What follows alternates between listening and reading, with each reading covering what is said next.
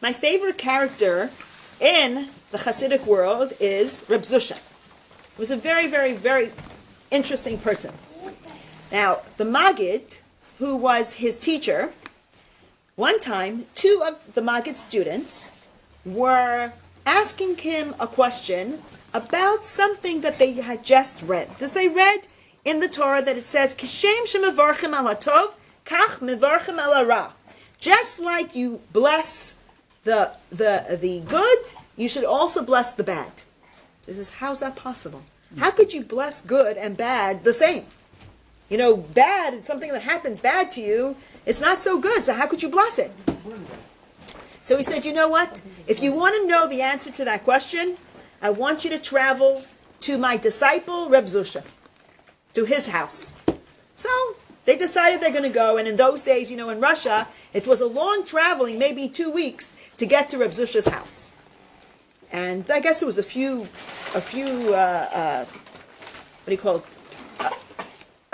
miles away, whatever it was. And so they finally started traveling, and they traveled by foot. And they get to Reb Zusha's house, and they look around, and they see this broken down, dilapidated house. And they said, what, the Maggid's sending us to this house? It doesn't make any sense. So finally, they see Reb Zusha, and they asked Reb Zusha this question. They said, how could it be, just like you bless God for the good, you also bless God for the bad, the same way? How is that possible? So he's thinking, and he doesn't know how to answer them. And he looks at them and goes, I don't get what your problem is. I don't understand why that the Maggid is sending you to me. I have nothing bad in my house. I have nothing bad ever happened to me. I have it so easy, sending you to the wrong place. So then they understood. Here, Reb Zusha, living in this poor, dilapidated house, doesn't have money to pay for his kids anything, and he is saying that nothing wrong in his house. That's what it means. That, in other words, you look at everything with good eyes. This is how you have to look at life. Now, that is a perspective, a Hasidic perspective. Even if we look at the regular perspective in our lives, and we see human perspectives on life. Now, we know that, I actually learned this in the non-Jewish world, that there are 6 human needs. The first one is certainty. What does certainty mean? I'm certain that I'm sitting here in this chair. And if I go on a trip, I'm certain where I'm going, exactly to this and this place. And I know because I'm actually a Virgo, so I have to be certain about everything.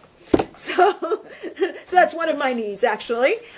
So some people need to be certain about a lot of more things than other people. Some people need to be certain about a few things. But other people, a different human need would be variety. Some people love variety. They love different. Like if they eat, they have to eat different food every single day. Or if they travel, they have to travel to the most exotic places where they don't even know what tomorrow is going to bring. And every time it has to be a new place. Right? Yes. They don't hear what is going to be tomorrow. Right. That's another human need. The third one is significance. I have to feel good for who I am as a person. That's the third one. And the fourth one is interesting, which is love connection. What does love connection mean? When I connect myself to people, or I love them. I guess most people have an easier time just connecting. Love is sometimes a little hard, because sometimes you get hurt, through love too. So love connection. And then there are another 2 of them that's above my feelings and what I feel, which is growth. Because what happens if I don't grow? I die, or I'm gone, right? So we know that one of the human needs is to keep growing. Keep learning new things, keep understanding more things. That's growth. And the highest one is contribution. When I give to others, I'll get something back for myself. So these are the 6 human needs that we understand that we have to do in order to be happy. If I don't exactly have any of those needs met, I'm not happy. The interesting thing is the first 4 are just are the needs of my animal soul. Okay? Because certainty, variety, love, significance, it's all my animal soul wants. Growth and contribution is a little higher than just my animal soul. So here we have this idea, what does joy and happiness mean? Remember, we started to learn about it in the previous classes, but we'll continue to learn it on a different level. So here we have this idea of what's going to make me happy? Instant gratification or something that's going to be long-term? Obviously something that's going to be long-term, right? It's going to make you happier. Instant gratification, I get something right now, I eat this piece of cake. I eat this piece of cake. What happens after I finish the piece of cake? You would like next piece of cake? Right? I like the next piece of cake. So that's instant gratification. So I'm happy for the moment. Then afterwards I want another one, and then another one, and then another one. Right? So that's something that doesn't make me happy. It makes me happy for the moment. And then it's gone. The happiness is gone. But if I do something that will make me happy for a long time, what would make me happy for a long time? If you help someone. If you help someone. Very good. Okay, you're really on top of it. Oh. Okay, so if you remember, any of you, when we were little, when we were young, what happened, especially when I was young, I don't know if anyone else is old. You always will be young. So, when I was growing up, and against the world that we live in now, the world that we live in now is an instant world. The world that we grew up was not as instant. Why? Because what did we have when we grew up? We played in the street. We didn't have computers. We read books, right? People nowadays don't read books. If they read a book, it has to be on the computer. We had diseases. Remember that all of us had diseases? No. Nowadays, we don't have diseases. It's almost gone. Mm-hmm. What did we have? I guess in certain people's times they had polio. In my time, actually, polio was almost over. I had a friend that had polio. Poliomyelitis. Poliomyelitis. I had a friend that had polio, and therefore she couldn't walk, Yes. and I think she couldn't see or something. I don't remember exactly what it did to her. Maybe she couldn't hear. I don't remember. Usually. But anyhow, it cripples a person usually when you have polio. Конечности Exactly. дополнительные. A leg or an arm is just atrophy. No, некоторые ломают. No, she couldn't. At the end, she couldn't walk. Некоторых мазей. From the polio makes you a lifetime cripple. Right, but I know a few Почти нету сейчас. Oh, in a way, it could be. But I don't know. I don't know her when she grew up. I just know she was Все little. должны были So we had, in my time, we had mumps. We had chicken pox. Yes. And nowadays, we don't have any of that stuff That's anymore. right, and we have to have it. We have cancer. Special And now it's utopia compared to then, right? I mean, when we had the mumps, we had to lay in bed for 10 days. Or whatever it was. And we had this big, huge, cheeks or whatever. And we all had mumps together, the whole family. There were 7 kids in the family, and we all laid in bed with the mumps. And then 2 weeks later, we laid in bed with the chicken pox. My poor mother. Didn't understand. But I'm just saying, but I didn't have to do that for my kids. Actually, chicken pox, yes. But mumps, no. What else? German measles? No. Or whatever else. Whatever else people had, I'm sure that tuberculosis people had years and years ago in the 1920s and 30s and 40s. Вакцинацию What's делали. cocklish? Coughing, very strong coughing Whooping for cough. children. It's called Yes. whooping cough. But I'm just saying, nowadays we don't have those diseases anymore. So to people, right now it's in a utopia. Could you imagine when you lived in those days, what you would think would be the best thing in the world if we don't have those diseases? And we're here now. And the life expectancy in that time was maybe 65 to 70. Nowadays, it's more like 85 to 90. I mean, the life expectancy is different. What more did we need? I mean, we had travel of those days. I mean, the airplanes were going like this. I mean, you go on an airplane, and it was flopping everywhere. Now you go on an airplane, you have a smooth ride. So what else do we need? What else do kids growing up nowadays need? A better iPhone? Well, they A do better it. computer? Best. More, traveling quicker? So could you imagine, in those days, people thought that if they would have what we have now, Mashiach is here. I mean, that's what they would think. And it was amazing to them. Like, how could it be? It's a paradise. So what more do we mean? So does it make us happy that we have all these beautiful computers and the iPhone and all this stuff? Is this happiness? No. No. It's instant gratification for the moment. I have my iPad. I want another one. I have the iPhone 6. I want an iPhone 7. I want an iPhone 8. This is how it goes. Endless. Exactly.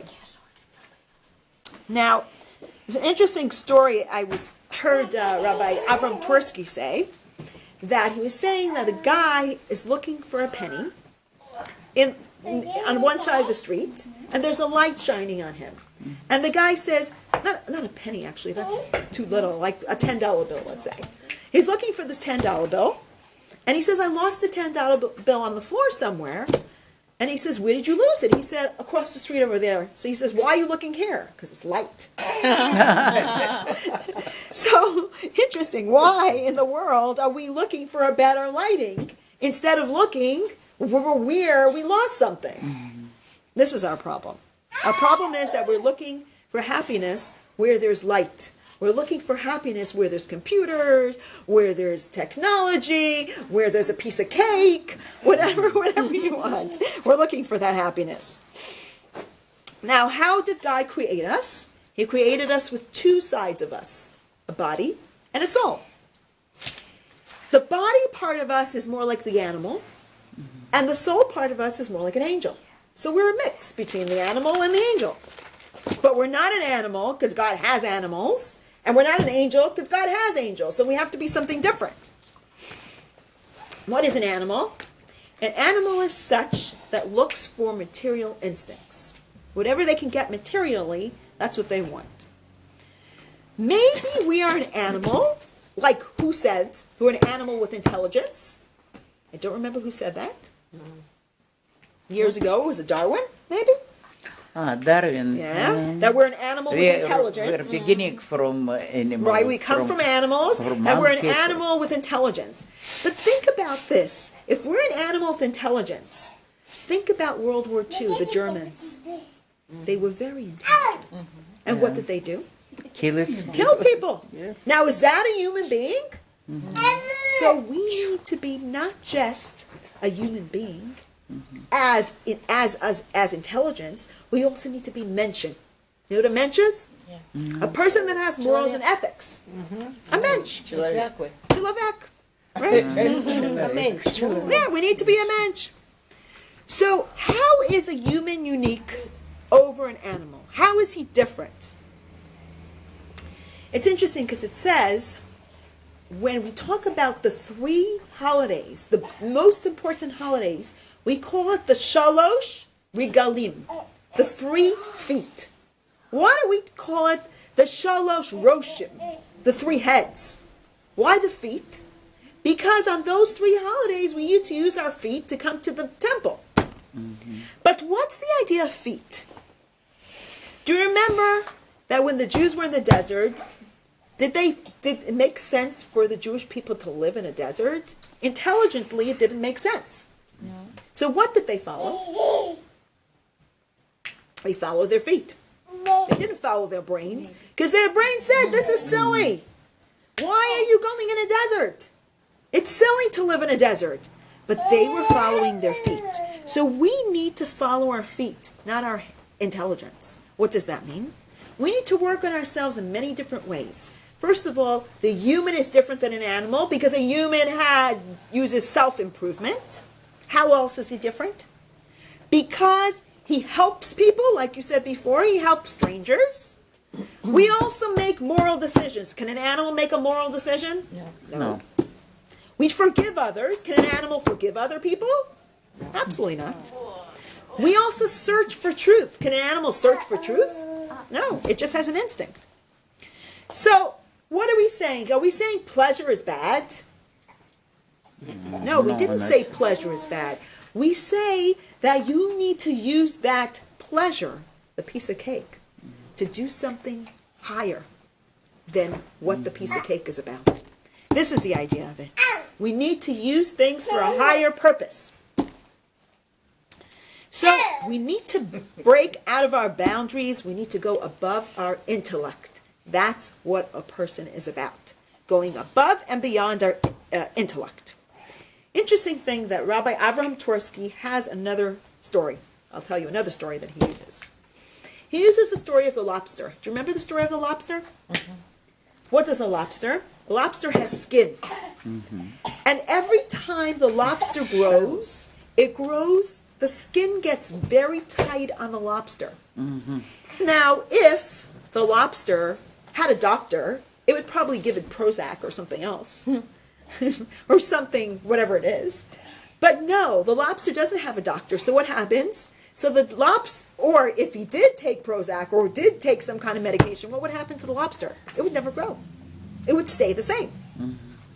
But if the lobster gets this pain of growing, all of a sudden the skin starts to shed and the lobster gets bigger. Mm-hmm. And it happens over and over and over again. How does this lobster grow? Through pain. So sometimes through pain. Because it has pain when the skin is getting tight on it, and then it sheds the skin and it grows up. Otherwise, it would never get through. So we need to work a little bit to get to happiness. Happiness doesn't just come like this, raining on us. It doesn't come from a piece of cake. It doesn't come from something that's instant. It doesn't come from a computer or a new iPhone or whatever it is. It comes from something that we need to work on. What does it say? Ivdu es Hashem b'simcha. Serve God with happiness. So it's serving God. Meaning I need to work on something. I can't just all of a sudden just get happiness like that. Happiness doesn't come easy. It's like you taking an olive. An olive is bitter. When you squeeze the olive, what do you get out of it? Oil. Olive oil. And olive oil is something we could light a candle with. We can use in our food something good. So in other words, in order to get to the good point, sometimes we got to squeeze ourselves a little bit and work a little harder to get to that happy time, happy moment. If we go back to the story of King David, does anyone remember the story of King David? That he was born, he didn't have a very good upbringing to begin with because his father accused his mother that she slept with somebody else. And so therefore his brothers shunned him until Samuel came and anointed David as the king. He was out in the field, a shepherd with sheep. And his brothers didn't like him. But when they saw that he's anointing him as a king, it changed everything. But he went through a difficult time. And the interesting thing is, if we see King David, who called King David to play on the harp? What? Who called King David to play on his harp? Remember who was the king before David? Shaul. Shaul. King Saul. He was the king before David. And what did King Saul say? He says, I don't feel well. I need somebody to come here and bring me a better feeling. So David would come and play on his harp. But do you think that it was only his harp that made him feel better? Interesting thing is, if we look at the mystery of David, King David, we see this idea of nevuah, prophecy. So we said that some people received prophecy in the old days that was coming from where? Coming from God to the person as they were sleeping. So they were prophets. So they got the prophecy. Now, nevuah, which is prophecy, comes from God to you. Now, there's something else called Ruach HaKodesh, which is the spirit of holiness. The spirit of holiness rests on a tzaddik, on a very righteous person. The spirit of holiness is not like nevuah, like prophecy coming from God down. The spirit of holiness comes from inside. It's coming from within the person. So Ruach HaKodesh, which means we know that prophecy ended at the end of the first temple. We have nevuah, which is prophecy, which comes from God down to here. And then we have Ruach HaKodesh, which comes from within us. A little instinct, that we can understand something. Like sometimes you go, like you just thought of something. That is your godly soul within you that's speaking. So David had this very, very strongly within him. He had this Ruach HaKodesh. And this came from experience. He had a very difficult childhood. And he was interesting that everybody was chasing David. Everybody was chasing David. King Saul got upset with him. He was chasing him. His own son was chasing him. Everybody was running after David. David did not have a very easy life. But he did have this one thing from within, that he was able to find the truth. So we can do the same thing. It's called Or Choser. It's called light that's rebound. So in other words, we get the light from God and then we rebound it back to God. That's Or Choser. Kind of comes in and out. Okay, so that's what we have. Now, happiness, again, comes from where? From within. If you know the Hasidim, they were called the Freiliche, the happy ones. Okay, the Hasidim, they were called the Freiliche. And this is what was the whole movement of the Hasidim? They were always dancing around, having a good time. I remember we talked about this last time. We talked about the, if a king is in a courtyard and he brings a musician to play, and everybody's getting so happy and dancing because the musician is playing, and then a deaf person comes and he says, what's everybody so happy about? I don't see any good things over here. Why is everybody dancing and singing and having a good time? He doesn't hear it. So if we don't hear the music, what happens? If we don't hear the music of our talents or good things, then we're not happy. But we need to learn how to be in tune with the music of our lives. And this is what's going to bring us happy. And if we said before that it has to do with the word simcha, which means happiness, and if you take the letters of simcha and you take the letters of the word machshava, which means thought, it's the same letters. So everything comes from your thoughts. It's how you think. How we think, that's what's going to happen to you. Even if you're having a hard time in life. But if you think positive, and if you're happy all the time, and if you smile all the time, even if it's not true, but if you smile all the time, it'll help you bring the happiness to yourself. If we go to this Havdalah, remember you make Havdalah on Saturday night. And in the Havdalah, there's a sentence that says, La Yehudim Haisa Ora V'Simcha V'Saseh Mikor. The Jews had light and happiness. Shh. The Jews had light and happiness. What does it mean that they had light and happiness? So what's the real light? Happiness. What did they see? Why were they so happy? Because they worked on themselves first to make changes. And therefore God did a miracle for them. Who are we talking about? We're talking about the story of Purim. In the story of Purim, the Jewish people were supposed to die. All of them, right? Because they were supposed to be killed by the Gentiles, the Persians of that time. And what happened? They prayed to God, and God made a miracle for them. And since they worked on themselves, they were able to see what at the end? The light and happiness.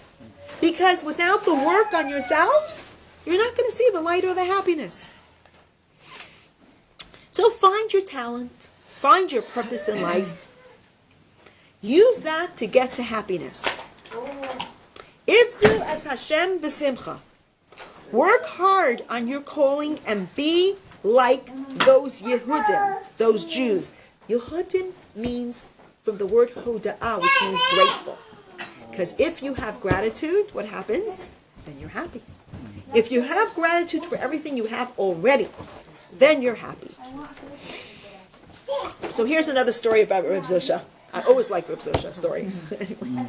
Reb Zusha and his brother Elimelech were traveling around.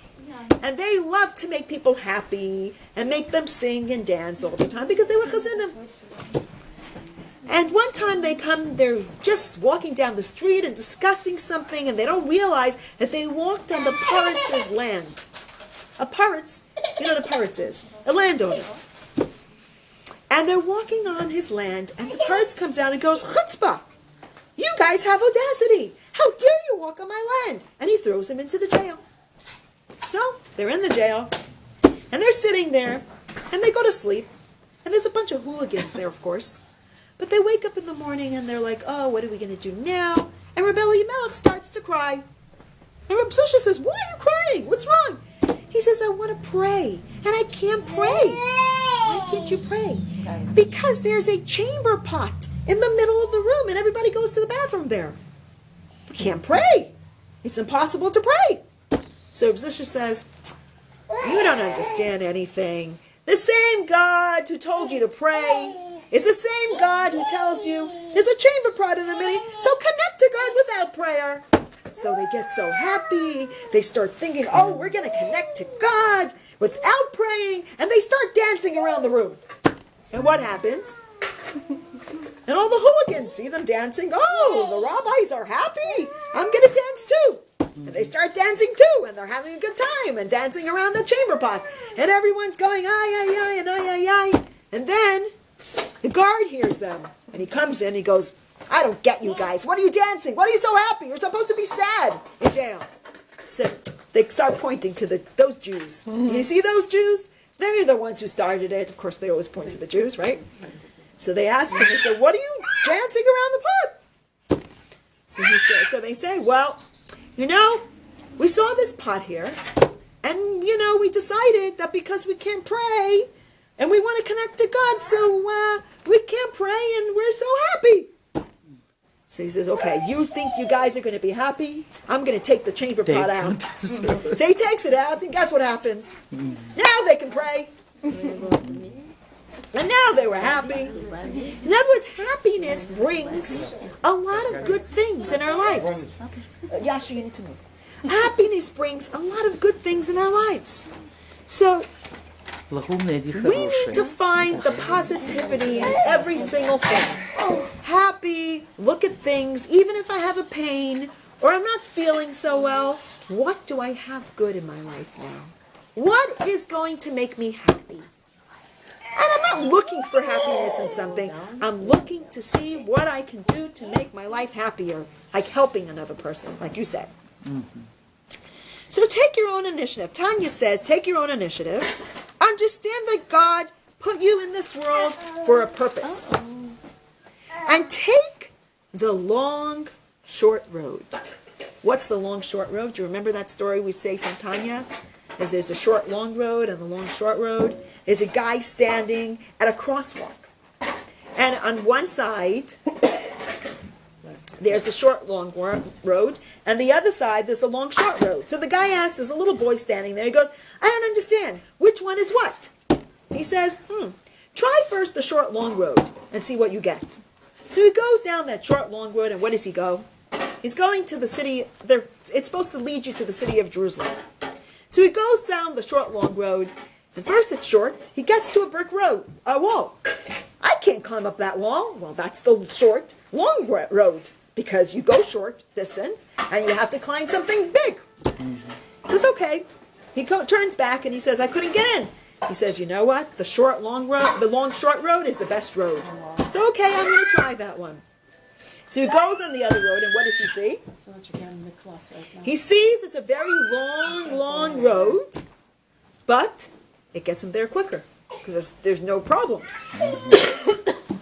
Anyway, so that's the long, short road. So we need to take that road. Why? Yes, we have to work hard. It takes you a long time. It's going to be a lot of work, but at the end, you'll get there quicker. Why? Because you're going to be happy. You're going to be in a good mood. So that's why you need to take that road. So back to this idea. What is one of the things we can do? Of course, contribution. So what can you contribute to this world? That's what you need to think. Now, also, the other thing is, that's one thing. The other thing is act happy. Because when you act happy, it'll become okay. Now, I heard this from Dennis Prager. So he says, happy makes the world better. Happy people make the world better. Unhappy people make the world worse. Interesting, right? Bad mood is a sin. Good mood is great for everyone around you. If you don't control your nature will control you. Okay. And so remember, make sure to bring joy wherever you go. Act happy, even if you have trouble. And even if you know pain. And an interesting thing is Abraham Lincoln also had a saying about happy. People are as happy as you decide to be. That's Abraham Lincoln. I think that was nice. So again, simcha, happiness, is a choice. So let's choose one. And go above your intellect and be happy. Pretend at first to be happy, and then slowly, little by little, the happiness will start seeping in. The 3 G's for being happy: gratitude. What is gratitude? Appreciation, right? You appreciate everything that you have. The second one is giving, like we said, to contribute. And the third one is trust God. So those are the 3 G's for happiness. So hopefully we can go on with those 3 G's and make a happy life. And all of us will be happy. Even if we pretend to be happy, we can continue to be happy for the rest of our lives. Amen, amen, amen.